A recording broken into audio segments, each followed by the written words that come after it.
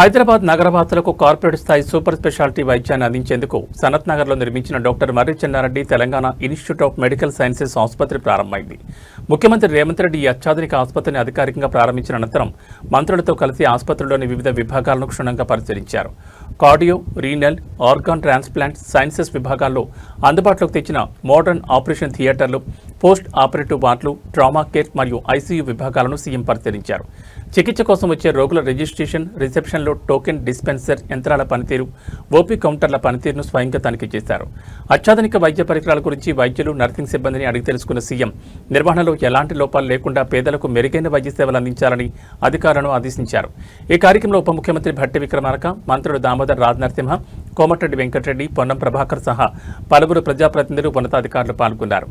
ఆసుపత్రిలోని విభిన్న విభాగాలు మరియు థియేటర్లను మంత్రులు, ప్రజాప్రతినిధులు లాంఛనంగా ప్రారంభించారు.